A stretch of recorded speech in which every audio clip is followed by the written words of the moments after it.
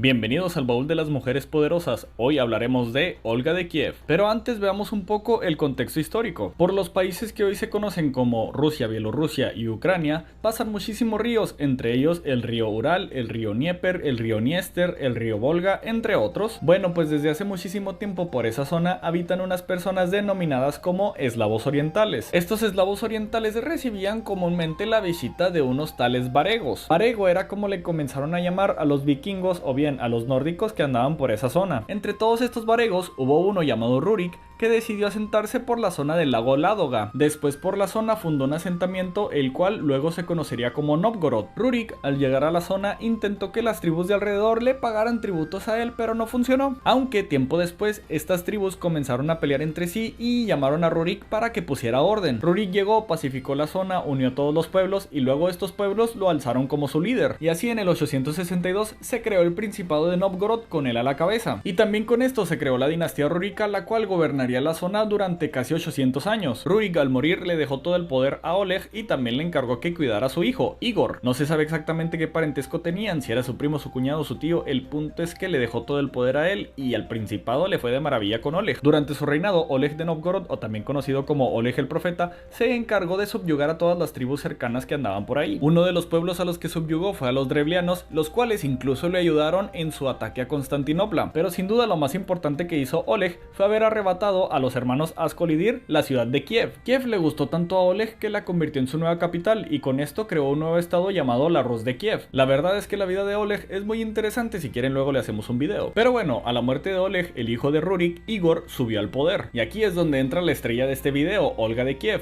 la cual se casó con Igor cuando más o menos tenía 15 años. No se sabe mucho de la vida de Olga previo a su matrimonio con Igor, pero se dice que nació por el 890. También se sabe que era de origen varego, o sea nórdica, y que nació en Pskov, lo que ahora sería Rusia. Olga con Igor tuvo un hijo llamado Sviatoslav, el valiente. De Igor podemos destacar que le encantaba atacar Constantinopla. La primera vez que Igor fue a Constantinopla no le fue muy bien porque le quemaron sus barquitos con el fuego griego. La segunda vez ya le fue mejor y consiguió un trato comercial favorable con los bizantinos. Pero bueno, la historia de este video comienza ahora. En el 945 a Igor se le ocurrió ir a subyugar a los drevlianos, los cuales dejaron de pagar tributos desde la muerte de Oleg. Acompañado de su ejército se dirigió hacia Iskorosten, la capital de los drevlianos, para forzarlos a reanudar su tributo. En cuanto Igor llegó, los drevlianos accedieron a pagarle el tributo que él quería. Sin embargo, Igor, en parte por ser muy ambicioso y en parte porque quería darle una lección a los pueblos que no querían pagar tributos, decidió regresar para cobrarles todavía más. Sin embargo, esta vez Igor no regresó con todo su ejército, regresó solo con una pequeña guardia, y cuando los drevlianos lo vieron llegar, lo emboscaron y lo capturaron. Los drevlianos pudieron haberlo capturado y dejarlo en la cárcel o lo que sea, pero no, se les ocurrió acabar con su vida de una manera muy creativa. Doblaron dos árboles y ataron sus extremidades a cada árbol, y cuando los árboles se enderezaron, su cuerpo en un instante se partió a la mitad. De esta manera muy repentina, Olga se convirtió en la regente de la Rus de Kiev,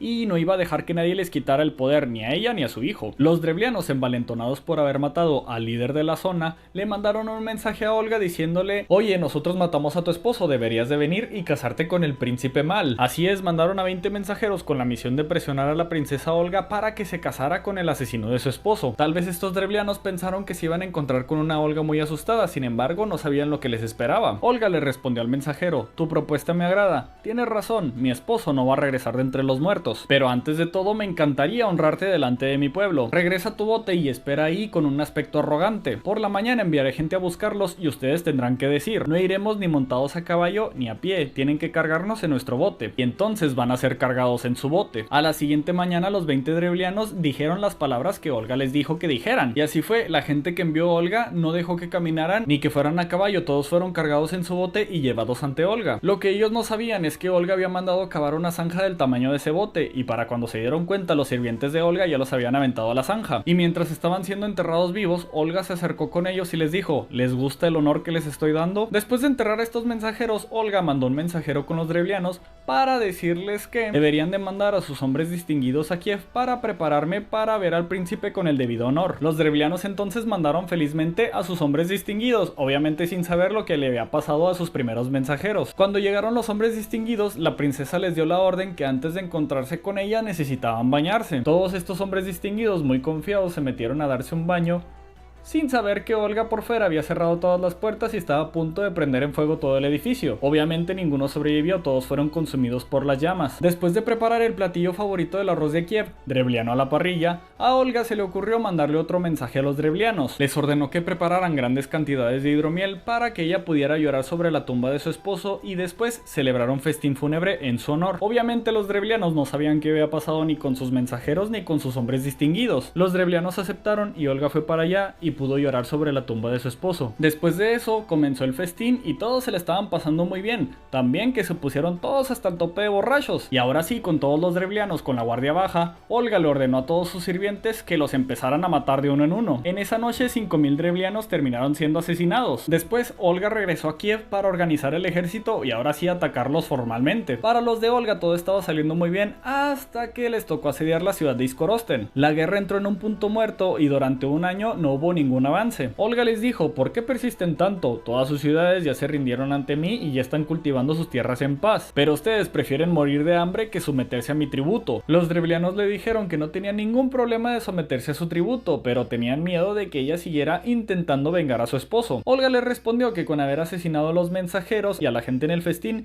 ya se había saciado su sed de venganza, y agregó: como símbolo de paz quiero que me manden 3 palomas y 3 gorriones por cada casa. Los drevlianos aceptaron con gusto, pensaron: qué tributo tan más absurdo. Lo que no sabían es que Olga les tenía preparado una sorpresa. Olga le mandó a su ejército atar trozos de tela con azufre a las patas de las aves para después prenderlas en fuego. Después las dejó en libertad y las aves, asustadas sin saber qué hacer, volvieron a sus nidos dentro de la ciudad. Se cuenta que no se pudieron extinguir las llamas porque todas las casas de la ciudad se prendieron en fuego al mismo tiempo. No hubo edificio que no estuviera en llamas y la mayoría de los drevlianos murieron en el incendio, y los que no se quemaron y lograron salir fueron asesinados en el momento, y los que no fueron asesinados fueron esclavizados. Al final de todo solamente dejó a unas pocas personas en libertad y con vida, pero con un tributo difícil de pagar. Y así fue como la viuda Olga por fin pudo terminar su venganza contra los drevlianos. Después de esto, Olga tuvo un periodo de regencia un poco más tranquilo. Ella vivió en el palacio de Vishgorod en Kiev y mientras se entretenía rechazando propuestas de matrimonio, también tenía tiempo para crear leyes e impuestos. En el tema administrativo creó algo llamado los pogosti. Los pogosti sirvieron como centros comerciales y administrativos repartidos por toda la Rus de Kiev, y en esos pogosti se podía tanto comerciar como pagar tributos, lo que ayudó a centralizar más el poder. Esta red de los pogosti tuvo un papel muy importante en la unificación cultural y étnica de la Rus de Kiev. Más o menos por los 950, Olga decidió ir de viaje a Constantinopla, pero no en plan bélico como sus antecesores, más bien en un plan cultural, turístico y diplomático. Fue recibida por el emperador Constantino VII, el cual estaba encantado con ella. Al parecer al emperador se le hizo imposible no admirar su inteligencia y su sabiduría. Se cuenta que el emperador incluso la consideró una mujer digna para reinar con él en su ciudad. Olga, que más o menos estaba interesada en el cristianismo, le dijo al emperador: oye, yo sigo siendo pagana, si quieres que me convierta al cristianismo deberás de bautizarme tú mismo. El emperador aceptó y con la asistencia del patriarca de Constantinopla, Olga fue bautizada. Olga fue cristianizada con el nombre de Elena por Santa Elena, la madre de Constantino el Grande. Ahora sí cristianizada, el emperador le propuso matrimonio de una manera más formal. Al escuchar la propuesta, Olga le respondió: ¿cómo que te quieres casar conmigo? Tú me bautizaste como tu hija y me llamas como tal. El matrimonio entre familia está mal entre los cristianos, tú lo deberías de saber. El emperador, lejos de enojarse, le respondió: Olga, esta vez me has sobrepasado, y la colmó de regalos, oro, plata, seda, y cuando fue el tiempo de decir adiós, la despidió llamándola hija. Hay algunas fuentes que dicen que este hecho sucedió en el 955, otros en el 957, y que el hecho de que le pidiera matrimonio es falso porque el emperador ya estaba casado, pero pues bueno, quién sabe. El punto es que en la Rus de Kiev ya había muchos cristianos, sin embargo, ella era la primera regente que se convertía al cristianismo. También se cuenta que ella fue a Constantinopla nada más de viaje y regresó siendo cristiana, pues porque sí. No se cuenta mucho de sus motivaciones, el punto es que se convirtió. Pero bueno, regresando, le dijo a su hijo Sviatoslav: oye, tengo una nueva religión que te va a encantar. Olga intentó que Sviatoslav se convirtiera al cristianismo, sin embargo Sviatoslav le dijo: madre, no me puedo convertir al cristianismo, si lo hago, mis guerreros se van a burlar de mí. Pero Sviatoslav prometió no perseguir a ningún cristiano y la dejó construir varias iglesias. También se cuenta que Olga mandó embajadores al Sacro Imperio Romano Germánico. Olga tenía muchas ganas de cristianizar a la Rus de Kiev, y para eso quería traer obispos del cristianismo romano para que hubiera competencia con el cristianismo de Constantinopla y se pusieran a convertir a la gente más rápido. Pero al último, los misioneros del Sacro Imperio Romano, al ver que no estaban logrando nada, se regresaron para casa. En el 960, su hijo Sviatoslav por fin tomó el poder y la dejó muchísimo de lado. Después de eso no se sabe mucho qué hizo, sin embargo, un día llegaron unos pechenegos bien locotes a asediar Kiev. Resulta que por esos tiempos, en esa zona del mundo, había muchísimas guerras, muchísimas alianzas y muchísimas traiciones. Pues bueno, mientras Sviatoslav estaba peleando contra los búlgaros, los bizantinos mandaron a los pechenegos a asediar Kiev en el 968. Dentro de la ciudad estaba Olga y toda la familia de Sviatoslav, y fuera de la ciudad estaba el general de Sviatoslav, Petrich. Petrich tenía su campamento a las orillas del río Dnieper, pero no se atrevía a cruzar el río y repeler a los pechenegos porque en sí los pechenegos tenían una fuerza mayor. Olga ya estaba hasta la madre del asedio y quería mandarle un mensaje a Petrich diciéndole que si no atacaba en un día se iba a rendir ante los pechenegos. El problema es que no tenía manera de cómo mandar ese mensaje. En eso se acercó un joven que hablaba pechenego fluidamente. Este joven se ofreció como voluntario para dejar la ciudad y buscar la manera de hacerle llegar el mensaje a Petrich. Este joven quieveño salió de la ciudad y se adentró en el campamento de los pechenegos. Mientras pretendía ser un pechenego, hacía como si estuviera buscando a su caballo perdido. El engaño estaba saliendo muy bien. Sin embargo, cuando el joven comenzó a cruzar el río Dnieper para llegar al campamento de Petrich,